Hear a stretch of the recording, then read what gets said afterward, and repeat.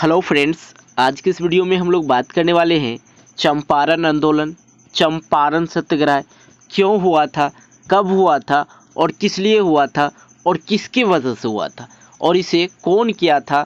ये सभी बात जानने के लिए आप लोग को वीडियो को संपूर्ण देखना होगा, तभी आप लोग को समझ में आएगा। हालांकि मैं बात करूं चंपारण सत्याग्रह जो हुआ था, क्यों हुआ था, तो थोड़ा सा 1 सेकंड की कहानी मैं बता दूं। जो इससे पहले ब्रिटिश सरकार का रूल चलता था, राज्य चलता था, जैसा कि आप लोग को पता है। तो उस रूल में और उसके हिसाब से जो हम लोग को कहा जाता था, किसान लोग को बोला जाता था, ये जो है किसान की वजह से हुआ था। किसान लोग को बोला जाता था कि आप नील की खेती करो, और नील की खेती किसान नहीं करना चाहते थे, साफ शब्दों में।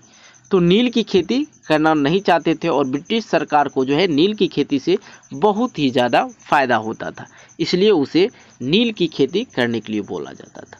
उसी बीच में आ टपके कौन? महात्मा गांधी, जो कि इसका सीधी सीधी विरोध करने लगे। ये कौन थे? महात्मा गांधी। तो चलिए हम लोग चलते हैं टॉपिक पे और समझते हैं इसको। बिहार के चंपारण जिले में महात्मा गांधी की अगुवाई में 1917 का चंपारण आंदोलन भारत का पहला नागरिक अवज्ञा आंदोलन था। बिल्कुल समझिए, एक एक बात को समझिए। बिहार के चंपारण जिले में कहाँ से शुरू हुआ ये कहानी?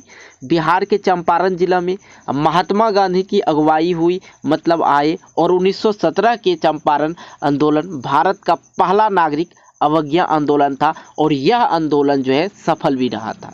इस आंदोलन के जरिए महात्मा गांधी ने लोगों के विरोध का सत्याग्रह के माध्यम से लागू करने का प्रयास किया, पहला प्रयास किया, जो कि ब्रिटिश की हुकूमत खिलाफ आम जनता का हिंसक प्रतिरोध पर आधारित था। महात्मा गांधी के लिए चंपारण आंदोलन का मुख्य केंद्र चंपारण के किसान, चंपारण का बिहार के चंपारण जिला, चंपारण के किसान की दुर्दशा को दूर करने का था। अंग्रेज ने चंपारण के पट्टेदार किसानों को जबरदस्ती जिसको बोलते हैं, जबरन बड़े पैमाने पे नील की खेती करने का फरमान सुनाया था। बिल्कुल आप लोग को जो मैंने पहले कहानी सुनाया वही सुनिए, ठीक है। चलिए आगे देख लेते हैं। तो ये सुनाया गया था कि नहीं भाई, तुम लोग जो है नील की ही खेती करो, क्योंकि नील की खेती से ब्रिटिश सरकार को बहुत ही ज़्यादा फायदे होता था। महात्मा गांधी ने सक्षम वकीलों के साथ चंपारण जिले के लोगों का संगठित किया, मतलब एकजुट बनाया। उन्होंने जनता को शिक्षित करने में सक्रिय भूमिका भी निभाई। अब शिक्षा का ये मतलब नहीं होता, शिक्षित करने का ये मतलब नहीं होता उसे हिसाब बताना, पढ़ाना लिखाना, उसे इस चीज़ के लिए जागरूक करना कि किसी के सापेक्ष में आप रह के उसकी बात को मत सुनो, उसके वो जो बोले वो काम मत करो, अपने दिमाग से काम करो। यदि हम लोग अन्न नहीं उपजाएंगे तो खाना क्या खाएंगे?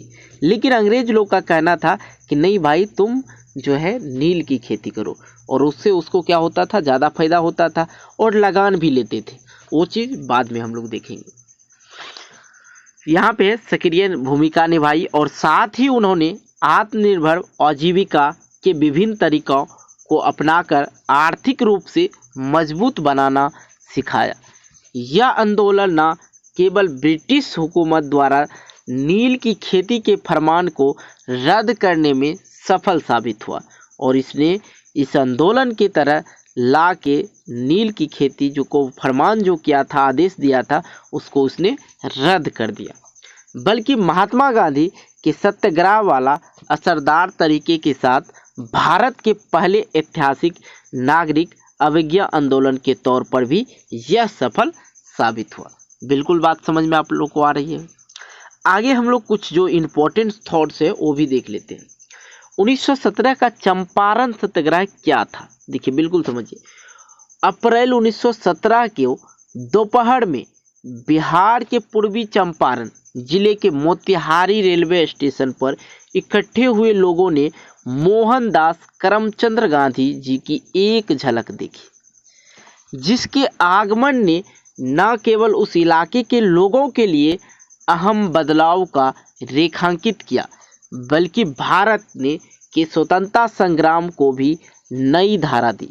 यह एक ऐतिहासिक मौका महात्मा गांधी के सत्याग्रह के मूर्त रूप देने का पहला प्रयास था। अहिंसक नागरिक प्रतिरोध के जरिए उन्होंने कूर मतलब होता है खराब, ब्रिटिश हुकूमत और उसके शोषण की खुली चुनौती दी। चंपारण के जो जिले थे, यहाँ पे हम लोग बात कर रहे थे चंपारण के जिले, किसानों ने खुद को ब्रिटिश साम्राज्यवादियों के लिए जबरन नील की खेती करने पर मजबूर पाया और अंग्रेज के लिए नील बेहद फायदेमंद और नकदी फसल बन चुके थे, जिसके कारण उपयोग डाई बनाने के लिए किया जाता था।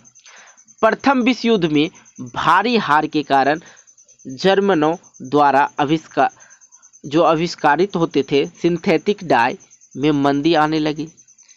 इस डाई की मांग तेजी से बढ़ी, इसलिए नील की खेती के पीछे आकर्षक मुनाफे ने नए भूमि के कानून का निर्माण को मजबूर कर दिया, जो कि नील की खेती का अधिकतम करने पर केंद्रित था।